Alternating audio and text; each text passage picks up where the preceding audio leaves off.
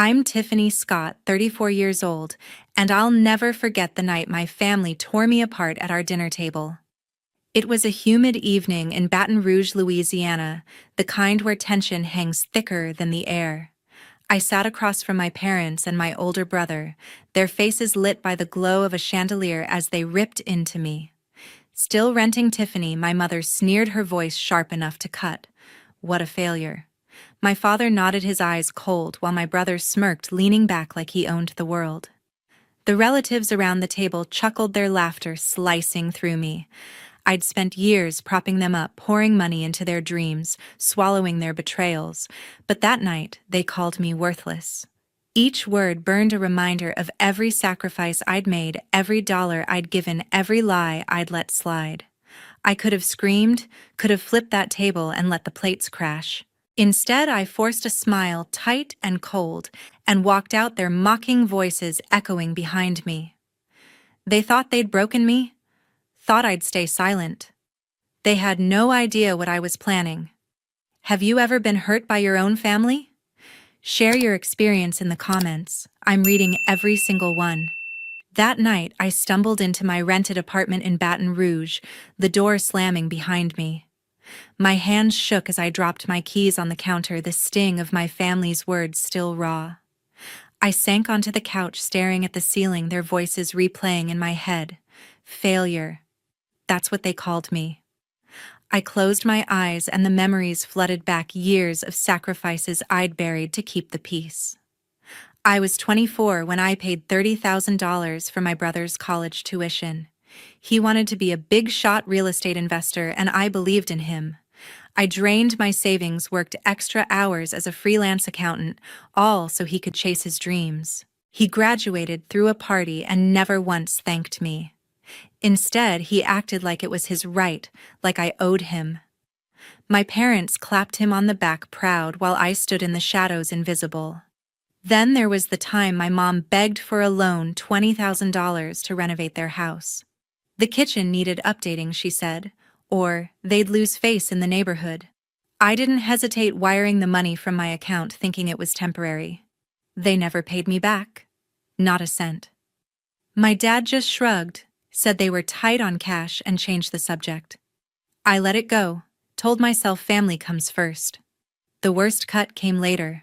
I'd been saving for a down payment on a house, scraping together every dollar. One day, I checked my account, $10,000 gone. My brother had access from years ago when we shared a joint savings for emergencies. He took it, no explanation, no apology. When I confronted him, he laughed it off, said I was too uptight about money. My parents knew, but they looked the other way, told me to drop it for the sake of family harmony. I swallowed my anger, locked it deep, but it festered. Sitting there on my couch, those betrayals piled up, each one a brick in a wall of resentment. I'd given them everything, my money, my trust, my future, and they'd thrown it back in my face. They called me a failure, mocked my rented apartment while they lived in a house I'd helped pay for. The unfairness burned a fire I couldn't douse. I grabbed my phone, hands still trembling, and dialed David Carter, my boyfriend. He picked up on the first ring. David, they did it again, I said, my voice cracking. They called me a failure right in front of everyone. I'm done. I poured out the story, the dinner, the sneers, the laughter. He listened, quiet at first, letting me vent. When I finished, his voice was steady, calm, like a lifeline.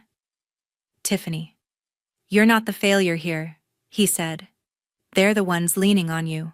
Have you ever checked their finances? People who act that smug are usually hiding something. I froze, the idea hitting me like a spark. David was right. My parents and brother always flaunted their lifestyle. But there were cracks. The fancy cars, the renovated house, my brother's endless investment opportunities. What if they weren't as secure as they seemed? What if their perfect world was built on sand? My mind raced, piecing together years of clues, late payments, vague excuses, my brother's failed real estate deals. David, can you help me dig into this? I asked, my voice sharper, now focused. He agreed, promising to pull some financial software he used at work to track down public records. I hung up a plan forming in the dark of my apartment. They thought they could humiliate me and walk away. They were wrong. I wasn't just going to fight back, I was going to dismantle their world piece by piece. A few days later, I sat across from Linda Fowler, my best friend, at a small coffee shop in Baton Rouge. The smell of fresh espresso filled the air, but my focus was razor sharp.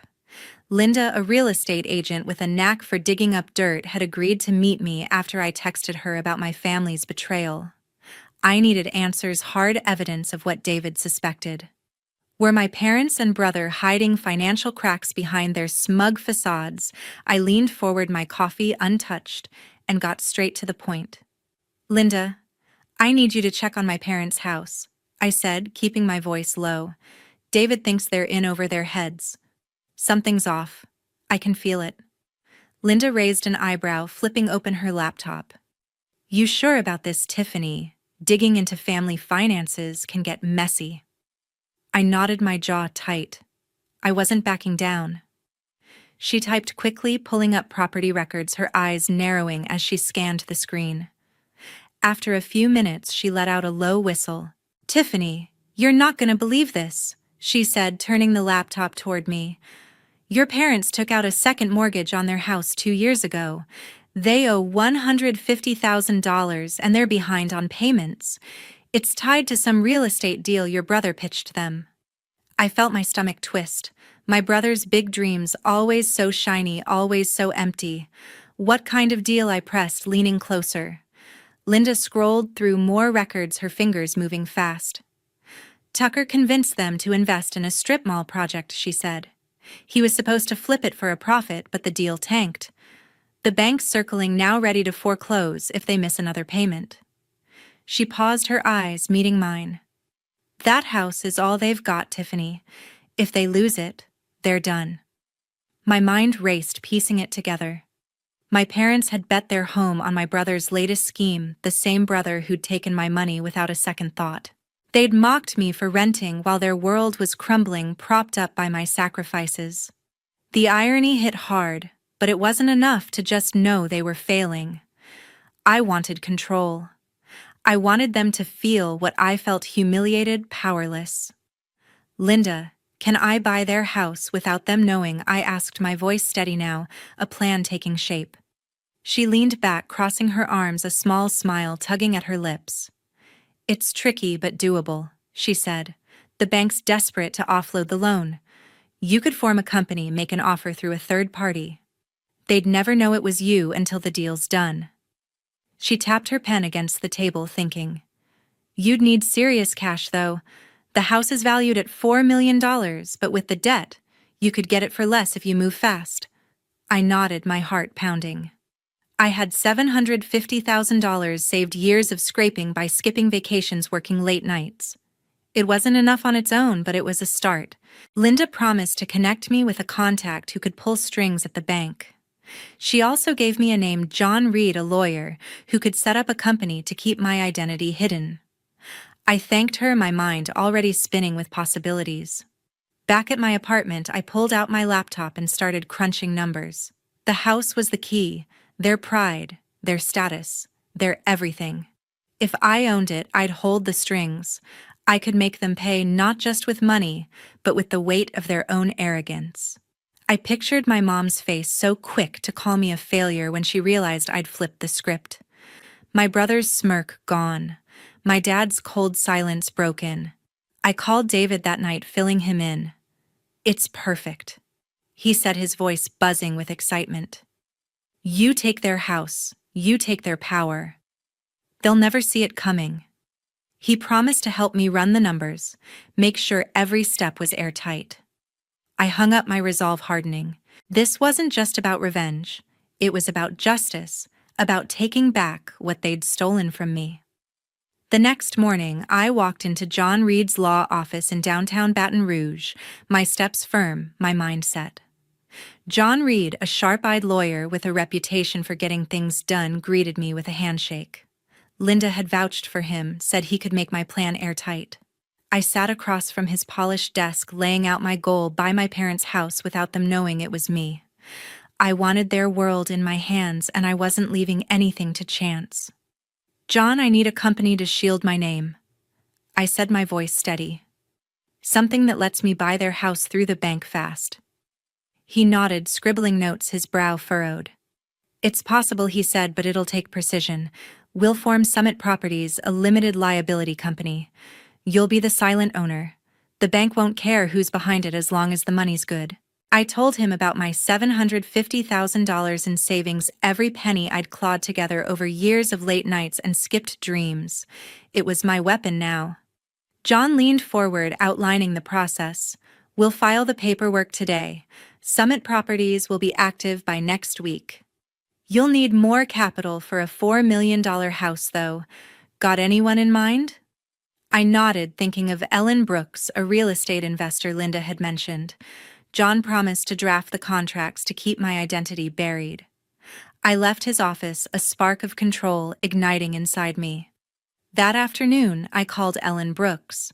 She was a no-nonsense woman, 50, with a track record of snapping up distressed properties. "Ellen, I'm looking to buy a house in Baton Rouge," I said, keeping it vague. $4 million bank-owned, and I need a partner to cover the gap. I mentioned my $750,000 and the house's debt, $150,000 in missed mortgage payments. Ellen didn't hesitate. "Sounds like a steal if we move quick," she said. "I can bring $2 million to the table, maybe more. Get me the details and I'll talk to the bank." Her confidence fueled mine. I sent her the property records Linda had pulled, and she agreed to meet me in a few days to finalize the offer.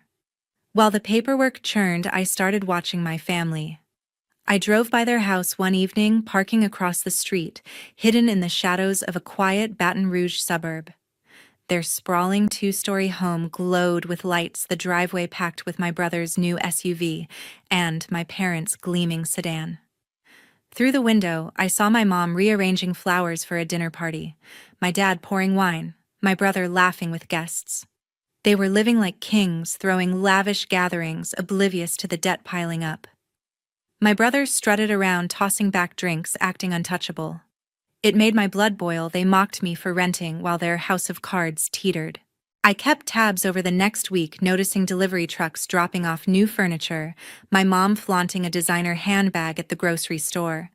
My brother posted online about his next big deal, all bravado, no substance. They were clueless, spending money they didn't have, betting on a future they couldn't secure. Each sighting hardened my resolve. They thought they were above me, but I was closing in. Back at my apartment, I met David to go over the numbers. He pulled up financial models on his laptop, mapping out the purchase. "With your savings and Ellen's investment, you're set," he said, his eyes gleaming. "The bank's desperate. They'll take the offer to clear the debt. We calculated the timeline. Summit Properties would be ready in days, the bank would review our bid, and the house could be mine in 2 weeks. David grinned, squeezing my hand. "You're rewriting their story, Tiffany." I nodded, picturing the moment I'd hold the deed. They'd mocked my life, my choices, but soon they'd face the consequences. My plan was moving unstoppable now. A week later, I sat in my Baton Rouge apartment staring at the confirmation email from John Reed. Summit Properties now owned my parents' house, the ink barely dry on the deed. I'd crafted a letter through the company, cold and formal, informing my parents their rent was jumping from $2,000 to $6,000 a month, effective immediately. The bank had handed over the keys after our offer cleared, and I was ready to tighten the screws. I sent the letter, picturing their faces when it hit their mailbox.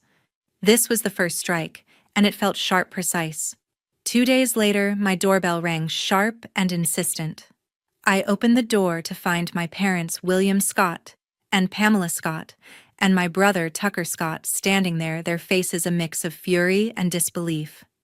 My dad's jaw was tight, his eyes boring into me. My mom clutched the letter, her knuckles white. Tucker stood behind them, arms crossed, glaring like I'd stolen something from him. The irony wasn't lost on me. "Tiffany, what the hell is this?" my dad demanded, waving the letter. $6,000 a month. You're behind this, aren't you? His voice shook with anger, but I caught a flicker of fear in his eyes. They weren't used to being cornered. I leaned against the doorframe, keeping my face neutral. I don't know what you're talking about, I said, my tone calm, deliberate. Summit Properties owns your house now. They set the rent. That's business. I watched their reactions, savoring the way their confidence cracked. Business. Tucker snapped, stepping forward. Don't play dumb, Tiffany. This has your name all over it. You're trying to screw us. His voice was loud, but I saw his hands tremble, betraying his bravado. He wasn't used to being challenged, not by me. I shrugged, keeping my cards close. I'm just a renter, Tucker. Maybe you should talk to the company?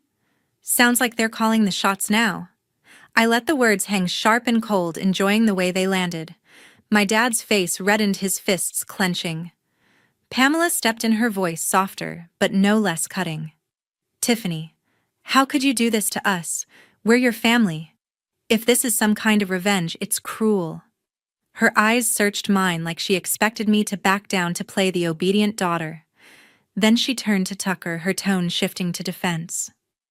Your brother's been working hard to fix things. He doesn't deserve this.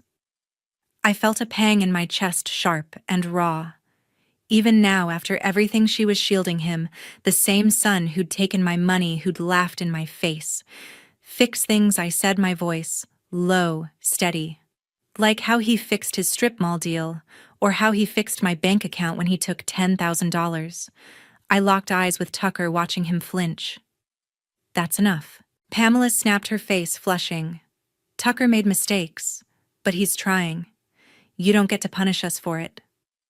Her words stung, a reminder of every time she'd chosen him over me, every time she'd dismissed my sacrifices.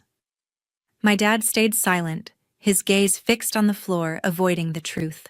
I straightened, my resolve hardening. I'm not punishing anyone, I said, my voice like steel. Summit Properties raised your rent. If you can't pay, that's on you. Maybe you should have thought twice before calling me a failure. I let the memory of that dinner linger, unspoken but heavy. They froze, the weight of it sinking in. Tucker broke the silence, his voice venomous. You're gonna regret this, Tiffany. We'll figure out who's behind this company, and you'll be sorry. He stormed out, my parents trailing behind, Pamela throwing me a final wounded look. I shut the door, my heart pounding, a mix of triumph and ache. Their accusations meant they suspected me, but they had no proof. I'd kept my tracks covered, just as John had promised. The rift was real now, carved deep. Pamela's defense of Tucker was the final straw, proof they'd never see me as anything but the scapegoat. I wasn't their punching bag anymore.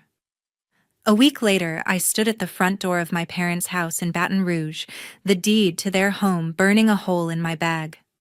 My heart pounded, not from nerves, but from the weight of what I was about to do. I'd spent years swallowing their insults, their betrayals, but today I held the power. I rang the bell, my posture straight, my face a mask of calm. William Scott. My dad opened the door, his expression shifting from surprise to suspicion. Behind him, Pamela Scott, my mom, and my brother, Tucker Scott, appeared, their eyes narrowing as I stepped inside.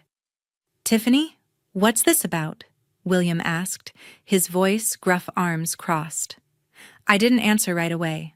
Instead, I walked to the living room where the same chandelier from that humiliating dinner glowed above. I set my bag down, pulling out the deed and a copy of the rent notice. Their stares followed every move.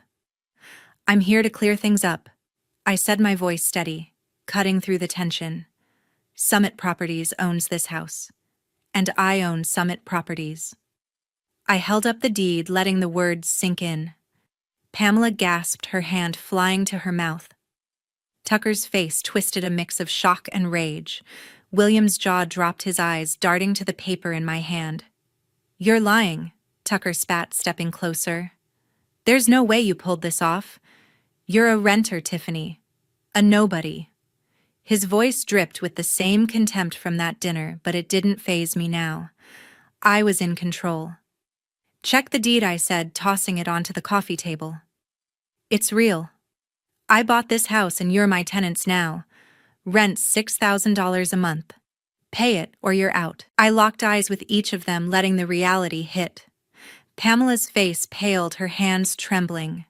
William gripped the back of a chair, silent, his confidence crumbling. Pamela found her voice shaky but defiant. Tiffany, this is our home. You can't just take it and throw us out. We're your family. Her plea was desperate, but it rang hollow. I'd heard that line before every time they needed my money, my silence. Family. I said, my tone sharp. Let's talk about family, Pamela. Let's talk about Tucker. I turned to him, my gaze unflinching. You took $10,000 from my savings. You thought I'd let it slide like always. Not this time. Tucker's eyes widened, his bravado cracking. He opened his mouth, but I cut him off. I have the bank records. You accessed my account, took my money, and laughed it off. You're a thief, Tucker, and I'm done covering for you. William finally spoke, his voice, low, strained. That's enough, Tiffany. You've made your point. But this is too far. He gestured to the deed, his hand shaking. I didn't budge. Too far, I said, stepping closer. You called me a failure in front of everyone. You took my money, my trust, and gave me nothing but scorn. Now you're in my house, and you'll play by my rules. I pointed to the rent notice. $6,000 or you leave. That's the deal. Tucker exploded, his face red. You think you can scare us? I'll sue you, Tiffany. I'll drag this to court and you'll lose everything. His voice cracked, betraying his panic. I smiled, calm and cold, knowing he had nothing. Linda had confirmed their accounts were dry, his failed deals. Their debts left them with no leverage. A lawsuit would bury them faster than me. Go ahead, Tucker. I said, my voice like ice. Try it. You can't afford a lawyer, and I've got the law on my side. This house is mine legally. You're tenants, and you're failing. I let the word failing linger, a mirror to their cruelty. Pamela flinched, tears in her eyes, but I felt no pity. They'd built this moment, not me. Pamela reached for my arm, her voice breaking. Tiffany, please. We can work this out. Don't do this. I pulled away, my heart hard. Her loyalty to Tucker even now was the final nail. I'd given them everything, and they'd given me nothing. You have 30 days, I said, turning to leave. Pay or pack. I walked out, their stunned silence trailing behind me. I'd flipped their world upside down, and it felt right. The next day, I sat in my Baton Rouge apartment, the weight of my victory settling in. My parents, William Scott and Pamela Scott, and my brother, Tucker Scott, had 30 days to pay $6,000 in rent or leave the house I now owned. I knew they couldn't afford it. Linda's research had shown their accounts were bleeding, drained by Tucker's failed schemes and their reckless spending. I waited, watching the deadline approach, my phone silent. No calls, no apologies, just the quiet hum of their inevitable fall. 3 weeks later, I drove by their house, or rather, my house. The once pristine lawn was overgrown, the windows dark. A moving truck sat in the driveway, workers hauling out furniture that screamed of their old extravagance, a leather sofa, a mahogany dining table, my mom's cherished crystal lamps. I parked across the street, watching as Pamela carried a box, her face drawn, her designer handbag replaced by a worn tote. William followed, his shoulders slumped, no trace of the man who'd called me a failure. Tucker, usually so cocky, loaded boxes with a scowl, his tailored suit swapped for jeans and a faded shirt. They were leaving just as I'd demanded. I learned later they'd moved to a cramped one-bedroom apartment on the outskirts of Baton Rouge, a far cry from their sprawling suburban home. The kind of place with thin walls, flickering lights, and neighbors who didn't care about their former status. Linda, still plugged into the local gossip, told me the neighbors had stopped inviting them to parties. Their social circle, once so tight, had unraveled. Whispers spread about their debts, their eviction, their fall from grace. The Scott family, once a pillar of the community, was now a cautionary tale. Tucker, I heard, had taken a job as a car salesman at a used lot off the highway.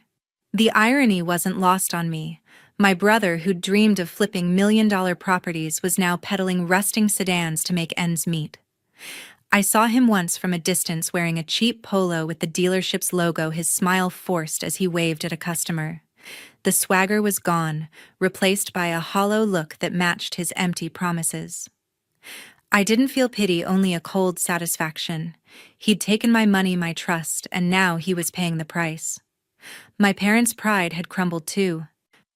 William, who'd always held his head high, avoided eye contact at the grocery store, his cart filled with generic brands instead of the gourmet imports he once bragged about. Pamela, who'd clung to her image as the perfect hostess, stopped posting on social media. Her last update months ago was a photo from one of their lavish parties, now a mocking reminder of what they'd lost. Their world built on my sacrifices had collapsed under the weight of their own arrogance. I made my choice. Then I was done with them.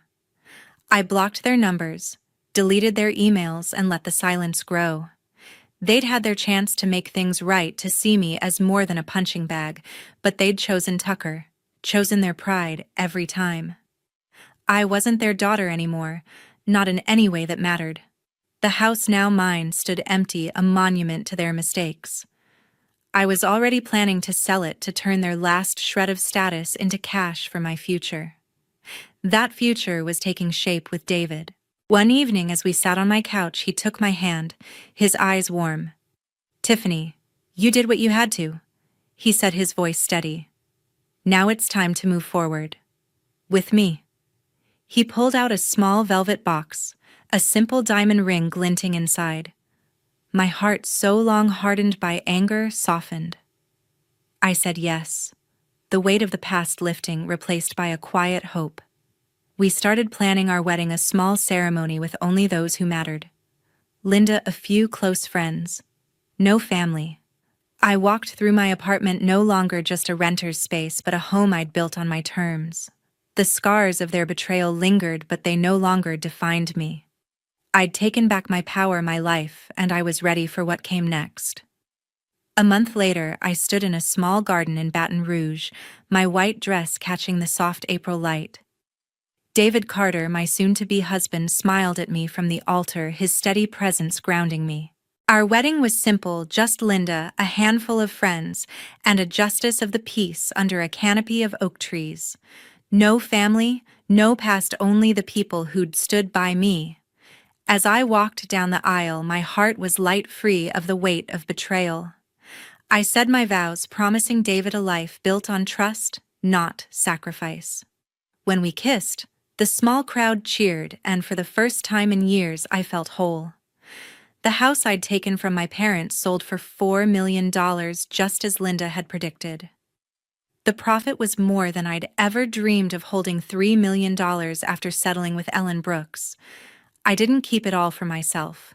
Instead, I founded Empower Future, a fund to help people like me, those dismissed, undervalued, or betrayed by the ones closest to them. The first grant went to a young woman in Baton Rouge, a single mother who'd been mocked by her family for pursuing a nursing degree. I met her at a local coffee shop, handing over a check for $10,000 to cover her tuition. Her tears, her gratitude, mirrored the relief I'd felt when I broke free. Empower Future was my way of turning pain into purpose, of ensuring others could reclaim their worth. One morning, as I sorted through mail at my new home with David, I found an envelope from William and Pamela Scott. The handwriting was my mom's, neat but shaky, with Tiffany scrawled across the front. I held it, my fingers tracing the edges, knowing it was an apology.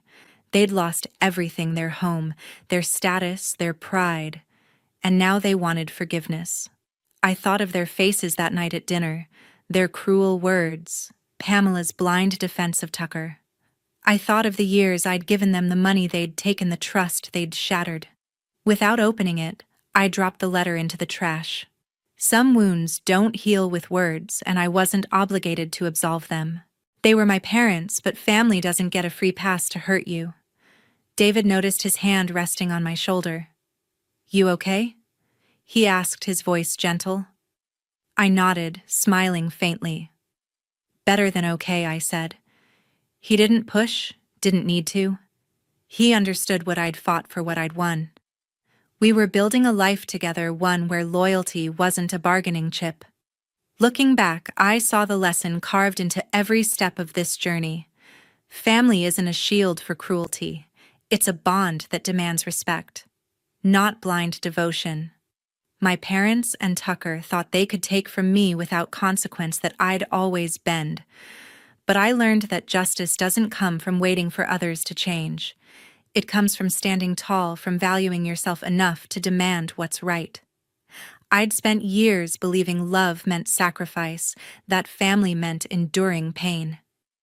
I was wrong. Love means boundaries, and family means mutual respect. When they crossed those lines, I drew my own. Empower Future grew its grants, reaching more people across Baton Rouge: students, single parents, anyone who'd been told they weren't enough. Each story I heard reminded me of my own, but also of my strength. I wasn't the failure they'd labeled me. I was the one who'd turned their house of cards into a foundation for others. My parents' letters stayed unopened, their voices silent in my life.